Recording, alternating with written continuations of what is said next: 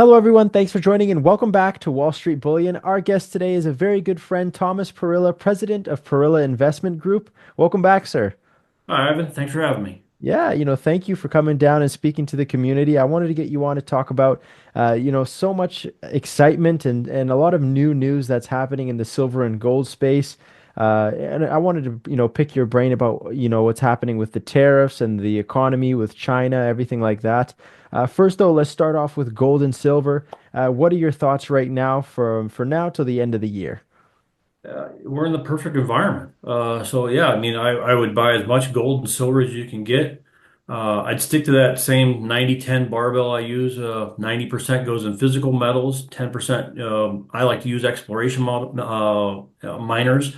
Some people might even use a fund like Nugget, NUGT, something like that, or buy the producers, even Newmont, Barrick.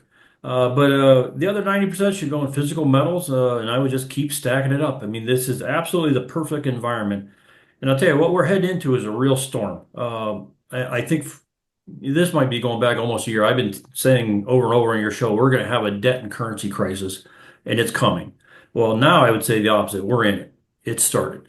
And you saw the first kind of shots of that during the tariff battle. All of a sudden, it shouldn't have happened that way. Interest rates should have gone down. Instead, all of a sudden, you look at the 10-year. Right now, the 10-year note's at 4.341%. Right. And that's dangerous. So what it tells you is China led it, and I think they probably even maybe coordinated it, but the selling of U.S. treasuries and also the selling of U.S. dollars at the same time. And they're taking that money and then buying gold.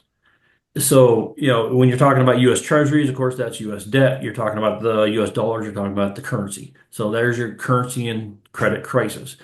Now, the Chinese would like to put as much pressure on Trump as they can like that because their feeling is if they cause enough market turmoil, then Trump will have to back off on the tariffs. Right. And that's what they were probably trying to do. But all in all, I mean, we're sitting in good position. I mean, I would say Trump, Fed, the Treasury, they're juggling 10 balls at the same time right now. And they're walking this little tightrope where you've got groups like China, Russia, trying to destabilize things and they're trying to keep it together. The U.S. has approximately 28 trillion in debt that will come due and have to be redone over the next 4 years. So this isn't just a credit crisis that's going to be one and done in a couple of months. This is going to go on. We're going to be fighting this battle for a while. Right. Here's where it gets tricky. In Trump's case right now, he wants to have very cheap energy, and that's how he's going to offset it. Tariffs are going to be inflationary, and also the lower dollar will be inflationary.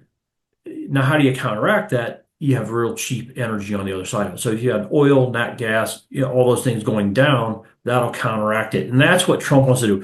Trump wants to be a monster energy producer and have cheap energy to keep the inflation under wraps.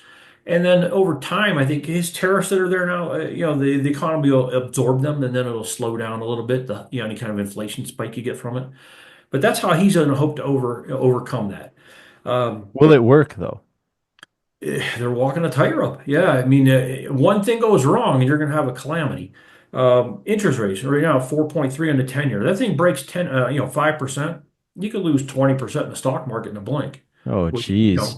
Dow would be 32,000. That's not 20% corrections are fairly normal, but I think that's the kind of thing you got to watch for because it's supply demand. All of a sudden, if the bonds go up, all of a sudden someone sits there and says, well, geez, I can just buy a bond and get 5 or 6% on it. Why do I want to go into the stock market? So it gives competition to the stock market. Right. In the overall markets, boy, I tell you, you look at like gold, silver. The last time we spoke, the gold silver ratio was 89.6.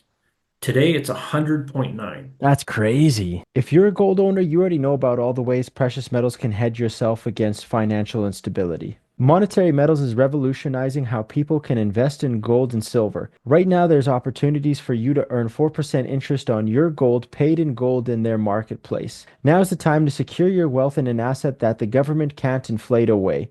Join thousands of investors earning interest in physical gold and silver every single month with Monetary Metals. Grow your gold over time so that you're not just preserving, but growing your wealth in an asset that can't get inflated away by just printing more money. Visit the link in the description below to get started now.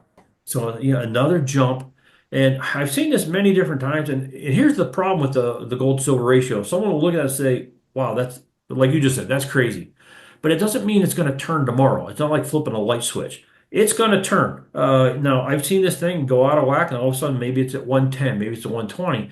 But when it turns, it's explosive and it's usually real fast, a 30, 45-day period, and silver just takes off. So when you look at what silver has done, I mean, right now, silver's sitting right now, last trade was 32.30.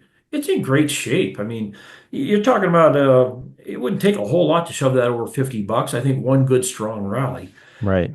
Now, the interesting part that I'm looking at right now, there's so many supply issues in gold and silver right now that people aren't seeing yet, but they're coming. I was looking at the production numbers for Barrick. Barrick, one of the big miners like Newmont, since 2010. In 2010, they mined 7.7 million ounces of gold. 2023, they mined 4.0 million ounces of gold. So that's a dramatic drop in Yeah, it's production. like 3 million ounces gone. Yeah, they've cut their production basically in half. So what does Barrick have to do? They've got to go out and find new supply. And that's why I like the exploration miners. In a cycle, in gold cycles, typically the producers run first. So you'll see Newmont, Barrick, they'll take off first with the price of gold. And then the exploration miners, because what will happen is the producers, to keep up with production, to find new supply, got to go buy them. And so usually what will happen is you'll have one purchase take place, and then all of a sudden the whole group gets all the attention comes in and focuses on them. And I saw this in the banking industry, same thing. When we went from community banking to statewide banking and nationwide banking, it was just one acquisition after another. That's what's going to happen in the mining business. I would say Canada is in for just a great next couple of years. And same thing in the United States. I think mining is just going to explode. Well, like taking you back to the beginning of the episode where you say, you don't see a crisis coming, but we're already in one. So how will people protect themselves? Is it already too late to get into silver and to get into gold, or is it never too late? No, I think this is going to go on for a while. And I think your last phrase was exactly right. It's never too late. The most important thing for a person isn't whether it's the right time to buy or not, it's do they have enough time? If they're going to buy gold today and say, I think it's going to go up for the next 30 days, but I got to use this because my kid's going to school. Well, that's crazy. Yeah, yeah, absolutely. You're just a gambler, you're flipping a coin. Don't be a gambler, be an investor. Anybody that has at least 3 to 5 years to hold it can't lose. Debt's going through the roof. You got geopolitical problems all around the planet. It's the perfect environment for gold and silver. People should be loaded into it as much as they can get. And I know a lot of people who are more equity buyers, they might say, oh, I'm going to go ahead and allocate 10% over to the gold and silver market. I would say the opposite. I think right now you should be getting really seriously about loading precious metals into your portfolio at a larger amount than normal. Yeah. And you need to hold physical metals in your hands. I was just thinking about that the other day up in Canada when they had the trucker protest. How horrible that was that they went Yeah. and froze those guys' bank accounts. I mean, down here in America, when we had some protests, they were burning down our cities. This was a peaceful protest. They weren't even burning tires. And yet they went in and they froze their accounts. Now, what if a guy had 3 or 4 kids at home and a wife at home and, all of a sudden she goes and the bank accounts are froze? Oh yeah, because you're protesting freedom. Like how crazy is that? Just, it's pure tyranny.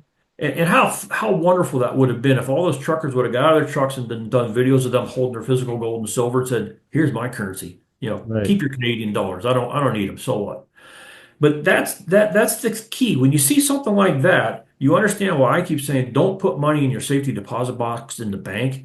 You've got to hold it. You've got to, even if you bury it someplace in your yard, you've got to hold it. Yeah, like I wouldn't even put gold at the bank. You never, what if Totally. the Yeah.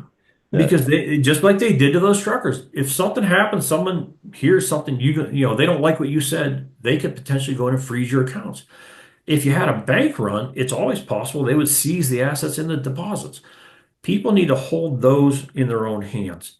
But I think we're headed for a great period. I mean, I can see what's going on in Europe right now. You're seeing steady gold buying across the board. That little known act that came in years ago, the European Gold Rebalancing Act, each country over there is supposed to hold 4% of their GDP in physical gold. Wow. France is sitting right now, they own 2,435 tons, and that puts them right at 4%.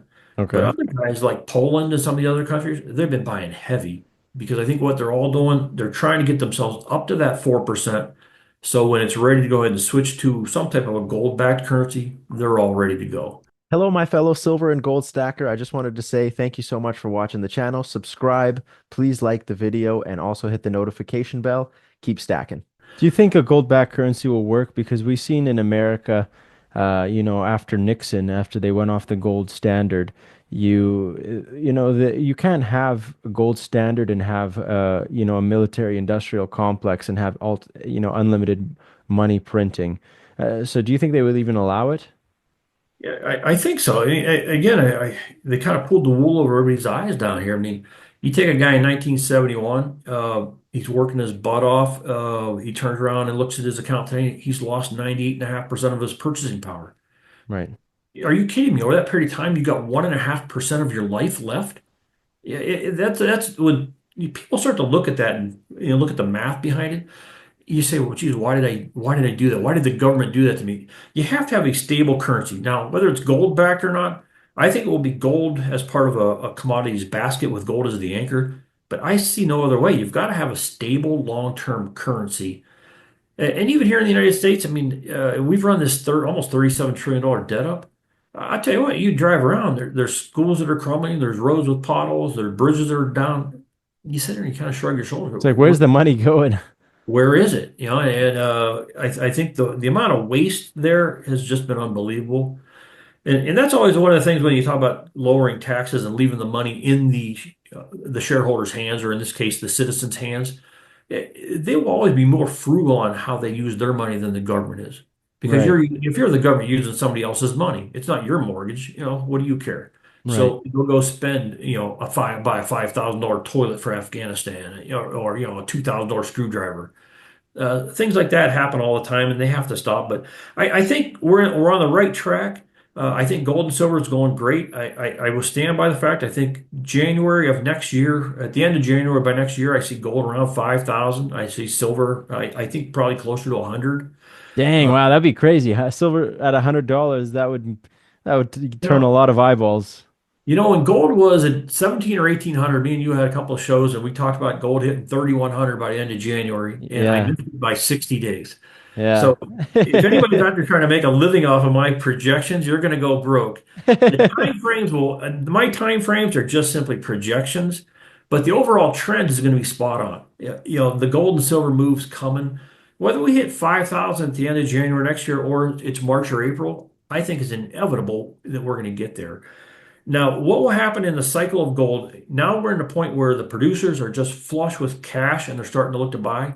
So we're getting almost ready for drill season here pretty quick. And I think up in Canada, they're going to have one of the best drill seasons maybe ever. And I'm sticking to that little 10% that I use going after the exploration miners. I look at the companies up there, Goliath Resources. They just had a report come out from Zacks Resources the other day. And Zacks says they believe Goliath is sitting on 10 million ounces of gold. I mean, it's a monster find up there. You look at Juggernaut, Crescat just bought 28% of the company. So you got McEwen, you got Sprott, you got all the big boys up there. Everybody thinks Newmont and McEwen are going to be the big buyers. I think Barrick is going to kind of be the white knight that no one's seeing because they need production more than everybody else. So it Right, wouldn't shock me a bit to see Barrick come in there and make some really aggressive, offers. right. Yeah, no, it's gonna be an interesting year, Thomas. But before you go, I really want people to connect with you. You have an incredible LinkedIn where you post, incredible posts and charts and graphs about silver and gold. Where can people find you on LinkedIn? Is it just Thomas Parilla? Yep, that's it. That's the easiest way. Just reach out to me through a direct message, and I'll connect to them. And they can really connect me and send messages to me 24 hours a day. I try to check, even if I'm working 6 or 7 hours. I come back. I try to check and at least get caught up. Yeah, no, everyone watching, highly recommend. Please go follow Thomas and his work. Please hit the like and subscribe button. And Thomas, again, it's such a huge, huge pleasure having you come down to Wall Street Bullion. And as the market develops, I'd really love to have you back on. Thanks, Ivan. Can't wait for the year. It's gonna be a great year for gold and silver. So let's just sit back and enjoy it. Oh, yeah, no, I'm excited. Awesome. Talk to you soon, Thomas. Thanks, Ivan.